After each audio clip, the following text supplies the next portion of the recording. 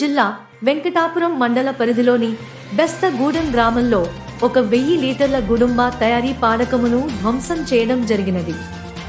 Venkatapuram CI Shri Bandari Kumar ఆధ్వర్యంలో SI Tirupatirao, SI Ashok, Venkatapuram police సిబ్బంది మరియు సిఆర్పిఎఫ్ సిబ్బంది వారు సంయుక్తంగా బెస్తగూడెం గ్రామంలోని గుడుంబా తయారీ స్థావరాల పైన దాడులు నిర్వహించడమైనది.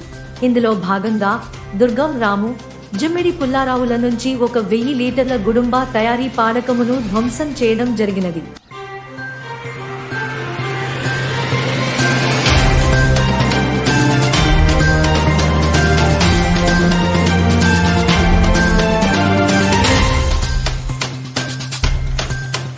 సర్కార్ టీవీ వీక్షకులకు నమస్కారం. మరిన్ని వార్తలు చూడటానికి లైక్ చేయండి, సబ్స్క్రైబ్ చేయండి, గంట సింబల్ నొక్కండి.